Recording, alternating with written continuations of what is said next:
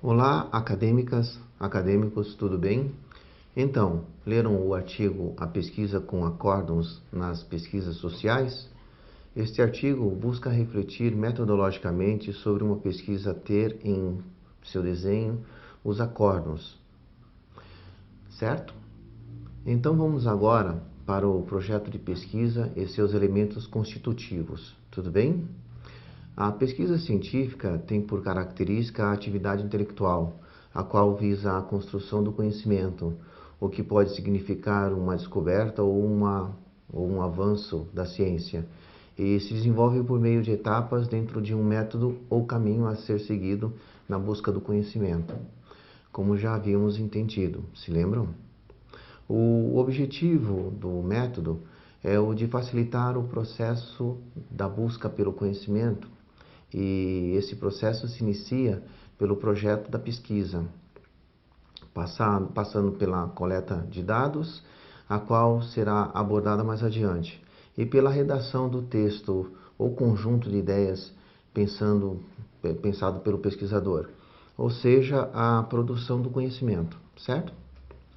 Um projeto ou planejamento de pesquisa transforma um tema em objetivos para serem raciocinados por meio de dados, informações e ideias coletadas nos moldes de levantamento da metodologia científica, sendo que a intenção de qualquer pesquisa é responder às necessidades humanas concretas por meio de uma atividade teórica e racional, que deve ser planejada, e o desafio está em identificar e preparar um problema a partir de um tema, para ser raciocinado a partir da percepção e o olhar clínico do pesquisador. Além do tema e do problema, o projeto de pesquisa tem outros elementos. Vamos ver quais são esses elementos. Além do tema e do problema, o projeto de pesquisa tem outros elementos: as hipóteses, os objetivos, as justificativas, a revisão da literatura, a metodologia, o cronograma e o orçamento. Vejamos então. Hipótese é a resposta provisória, razoável e verificável de um problema de estudo. O objetivo é o que se busca para ser comprovado. Justificativa é a importância do estudo proposto. Revisão da literatura é a base teórica do estudo. Metodologia é o conjunto de procedimentos propostos para o estudo. Cronograma é o encadeamento lógico e temporal das atividades e procedimentos para o estudo. E o orçamento é o custo para a execução das atividades programadas para o trabalho. Trataremos mais sobre esses aspectos durante essa aula, tudo bem? Vamos em frente então. Não podemos perder de vista que qualquer projeto deve ter coerência no encadeamento lógico entre o tema escolhido, os objetivos perseguidos e a sua forma de execução. Iremos tratar de cada um desses elementos nesta aula.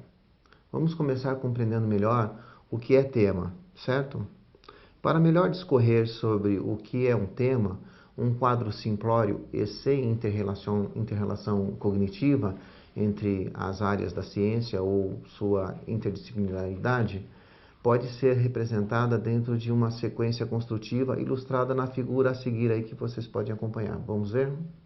Conforme Barral, tema pode ser representado na seguinte sequência construtiva: ciência, área, curso, disciplina, tema, problema, hipótese. Você compreendeu a construção lógica apresentada? Antes de tudo, devemos saber qual é a ciência, cujo tema iremos abordar.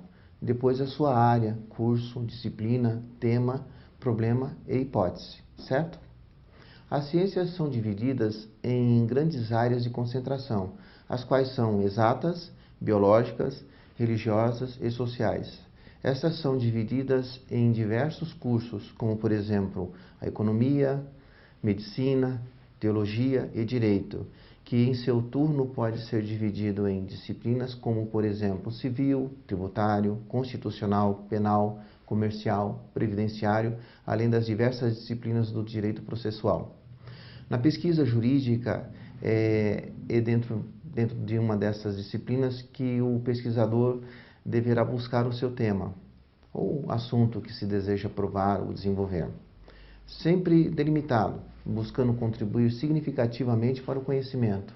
Como sugestão para a escolha de um tema, é importante que o pesquisador tenha em mente considerar seu gosto pessoal pelo assunto, preparo técnico e tempo disponível que possui para a empreitada, o que pode conspirar positivamente quanto à sua perseverança, início bem sucedido e na busca e continuidade do processo de pesquisa, ok? O tema escolhido deve ter importância e utilidade para a sociedade e a ciência. Além disso, é essencial que haja fonte de dados e informações para se desenvolver a pesquisa, no que sem os dados e informações não haverá raciocínio, ok? Um exemplo de tema delimitado pode ser extraído de Weber-Barral, a validade dos contratos de factoring após resolução número X do Banco Central, por exemplo. O tema se refere à validade dos contratos de factoring após uma imaginária norma do Banco Central, que condiciona a validade de tais contratos ao prévio registro no Bacen, o Banco Central. No que diz respeito ao problema de pesquisa, este pode ser representado por uma pergunta, que é a especificação do trabalho, o qual direciona o enfoque ao ser dado para o tema proposto. Lakatos e Marconi explicam resumidamente sobre a formulação do problema de pesquisa científica.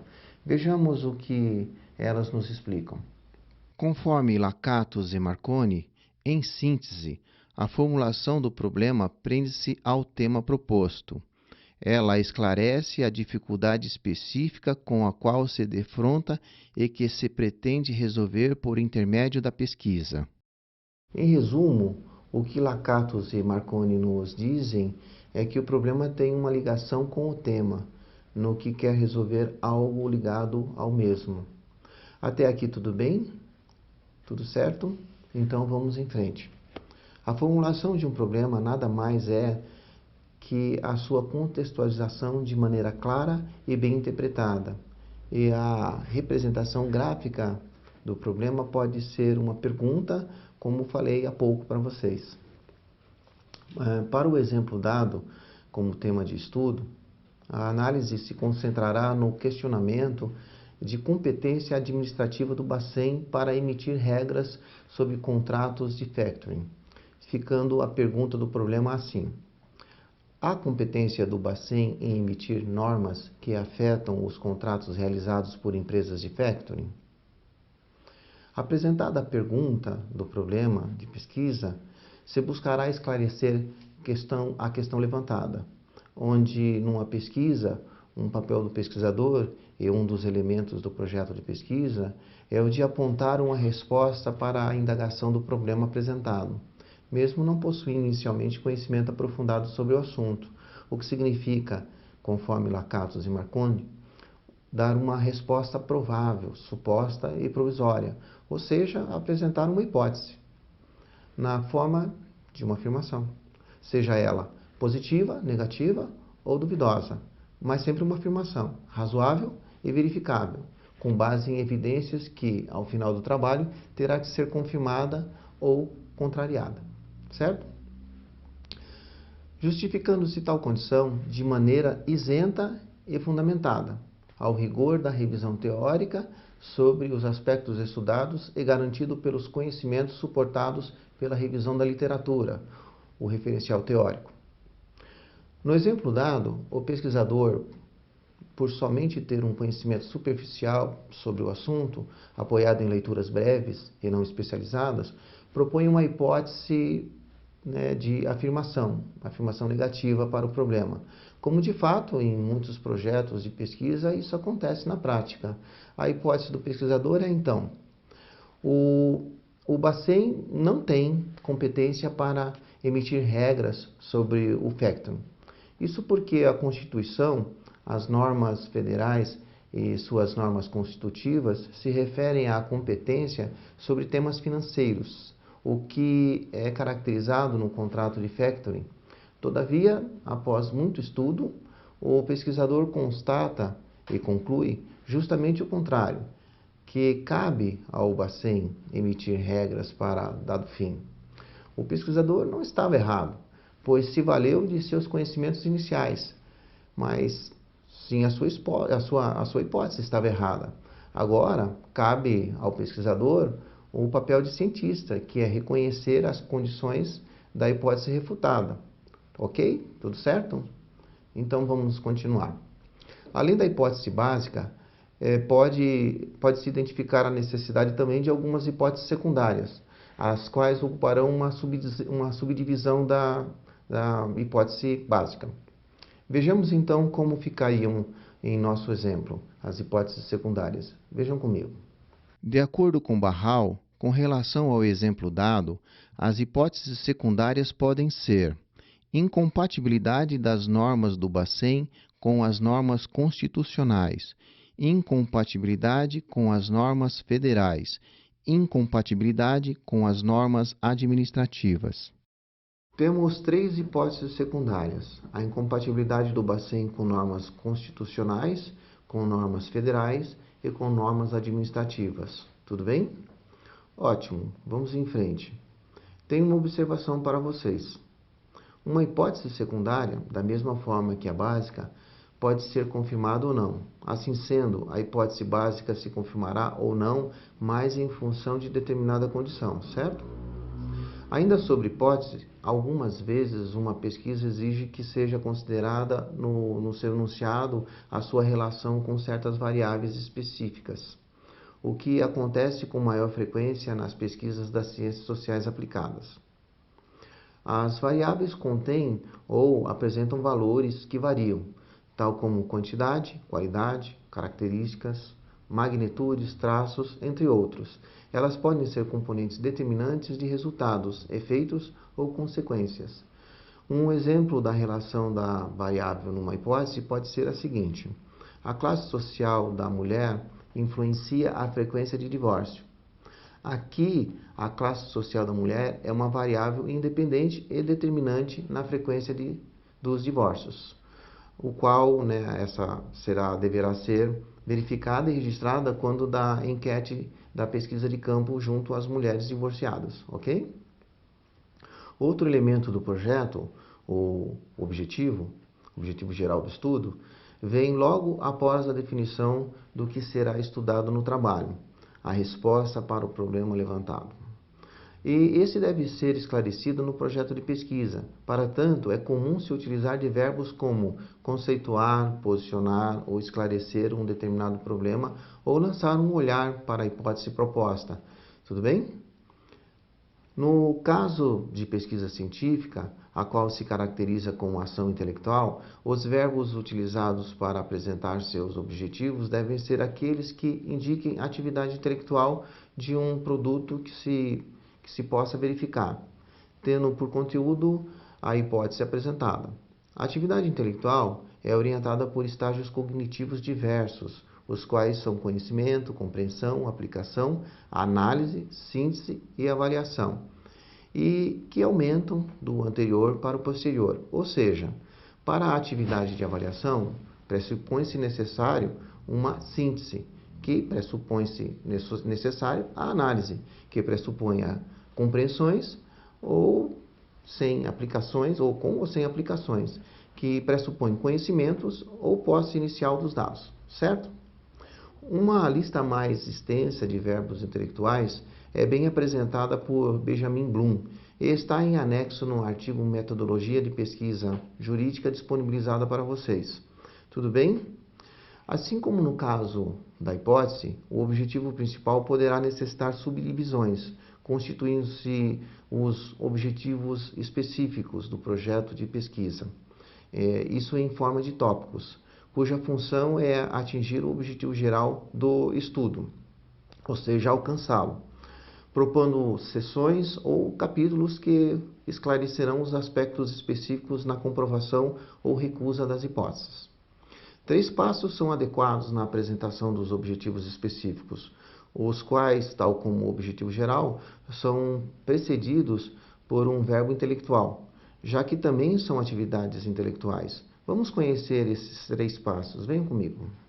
3 passos para se apresentar os objetivos específicos: levantar os componentes importantes do problema, transformar cada aspecto escolhido em um objetivo, verificar a suficiência dos objetivos específicos apontados para se atingir o objetivo geral. Vamos agora entender os 3 passos para se fazer os objetivos específicos, ok? O primeiro passo consiste em levantar os componentes importantes do problema, procurando neles divisões possíveis de aspectos considerados relevantes pelo pesquisador. O segundo passo é transformar cada aspecto escolhido em um objetivo, antepondo a ele um verbo intelectual adequado à atividade cognitiva exigida, considerando a natureza do assunto dentro da extensão e profundidade julgada necessária pelo pesquisador. Por fim, no terceiro passo, isso trata de verificar a suficiência dos objetivos específicos apontados para se atingir o objetivo geral. Todavia, dentro de uma melhor sequência lógica de execução, certo? Tudo bem para vocês? Tudo bem até aqui? Vamos ao nosso exemplo, então. Estamos perseguindo o caso do estudo sobre se há competência do Bacen em emitir normas que afetam os contratos realizados por empresas de Factron. Se lembram? Então, vamos juntos dar uma verificada nisso, de como ficariam os objetivos específicos desse estudo. Lembrando-se, inclusive, que levantamos algumas hipóteses secundárias, as quais foram incompatibilizadas ou mantêm incompatibilidade das normas do Bacen com as normas constitucionais, com as normas federais e também com as normas administrativas, ok? Conforme Barral, para o exemplo apresentado, os objetivos específicos ficariam assim: apresentar o histórico do Instituto X, demonstrar a compatibilidade entre a regra Y e a Constituição Federal, e analisar os efeitos civis da proposta de mudança da Lei W. Nossos objetivos específicos foram, então, apresentar o histórico do Instituto X, demonstrar a compatibilidade entre a regra Y e a Constituição Federal e analisar os efeitos civis da proposta de mudança da Lei W. Ok? Nosso Instituto X é o Bacen. A regra Y pode ser um artigo ou inciso ou uma lei da Constituição Federal. E os efeitos podem ser o impacto da incompatibilidade com as normas administrativas, certo? Bem, até aqui, tá tudo certo? Ok. Vamos em frente. Quanto à justificativa da escolha do tema, esta se apoia na relevância e importância do assunto escolhido pelo autor para a ciência e para a sociedade, fundamentando todos os motivos de ordem teórica e prática. Devemos compreender, então, que o tema terá sua relevância ressaltada ao contribuir com a sociedade para sanar ou, ao menos, encaminhar a solução de uma necessidade concreta. Nesse sentido, ao trazer benefícios em um ou em variados contextos, o tema torna-se importante para todo mundo, importante para o estudante e para os demais. Tudo certo? Quanto à revisão da literatura ou a bibliográfica, como apresentado por muitos autores da pesquisa jurídica, entre outros tipos de pesquisa, não pode ser simplesmente um amontoado de citações de autores que abordam o tema, mas sim um campo rico de pensamentos pertinentes e devidamente interpretados, certo? Apesar de não existir uma regra específica para se utilizar citações em textos acadêmicos, sejam elas diretas ou indiretas, deve-se considerar que o excesso de citações ou pouco ou nenhuma contribuição pessoal ela vai dar. Causa a impressão de coxa de retalhos dessa forma. Sendo assim, é preciso usar de bom senso no uso de citações e incluir argumentos próprios, intermediários e com amarrações que façam sentido, sendo que poucas citações ou ausências delas não é característico dos trabalhos científicos, onde se espera que a pesquisa bibliográfica feita de fato apareça no trabalho e seu autor demonstre experiência ou conhecimento pessoal no manejo da revisão da literatura, ok? Tudo certo? Quanto ao cronograma, este é a disposição das etapas do projeto de pesquisa posto ao longo de um calendário a ser seguido. Seu objetivo é prever uma divisão razoável do tempo de pesquisa, mas realista em relação aos recursos disponíveis do pesquisador, impondo-lhe disciplina no que ele mesmo propôs ser execuível, dentro de uma segurança prevista. Por fim, como todo projeto tem seu custo, esse deve ser exposto em forma de orçamento, ou seja, expor o custo para se executar o projeto de pesquisa apresentado. E quanto à metodologia adotada para um projeto de pesquisa científica, esta seguirá um conjunto das atividades sistemáticas e racionais, apoiado pelos tipos de pesquisa e suas técnicas e ferramentas, de tal forma que vá ao encontro dos objetivos propostos pelo trabalho, conforme já abordado nos capítulos anteriores, certo? Bem, vimos que a estrutura de um projeto de pesquisa é sistêmico e muito prático, não acham? Prezados, terminamos a aula do assunto para o momento e me despeço de todos recomendando a releitura do artigo que disponibilizamos no portal, bem como relembrando que também disponibilizando uma série de atividades complementares que podem contribuir com seus estudos. Abraço a todos, até o próximo encontro.